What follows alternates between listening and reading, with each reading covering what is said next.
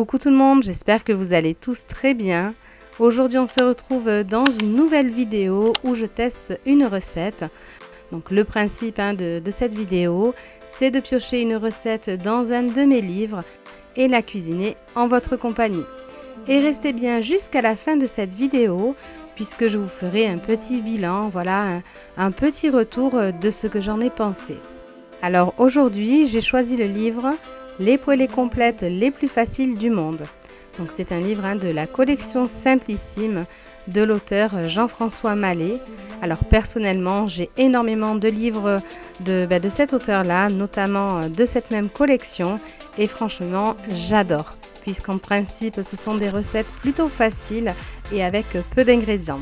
La recette que j'ai choisi de cuisiner aujourd'hui, c'est le poulet au citron et au romarin. Alors pour les ingrédients, il nous faudra 4 blancs de poulet, alors de préférence de petite taille, 2 courgettes, soit environ 700 g. Alors pour ma part, vous allez le voir, mais ce sera 3 courgettes puisqu'elles sont plutôt petites. On aura également besoin de 2 citrons, 5 brins de romarin et 4 cuillères à soupe de parmesan. Pour l'assaisonnement, sel et poivre à votre convenance. Et un peu plus bas, il est précisé qu'on aura également besoin de 4 cuillères à soupe d'huile d'olive. Alors ici, on nous indique que c'est une recette pour 4 personnes. Le temps de préparation sera de 10 minutes et pour le temps de cuisson, ce sera 20 minutes. Comme vous pouvez le voir, j'ai déjà préparé tous mes ingrédients, donc je vous propose de commencer tout de suite la recette.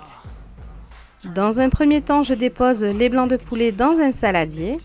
Alors petit conseil, prenez un saladier un peu plus grand que le mien, puisque voilà, pour mélanger, c'était un petit peu limite. On ajoute le parmesan.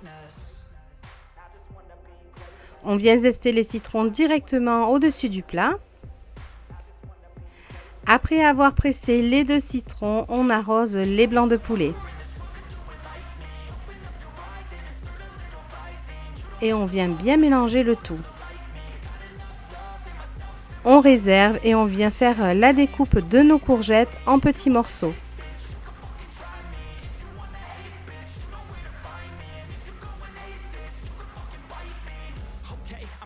Ensuite, on vient faire revenir nos courgettes 5 minutes à la poêle avec les 4 cuillères à soupe d'huile d'olive. On ajoute enfin les blancs de poulet ainsi que le romarin.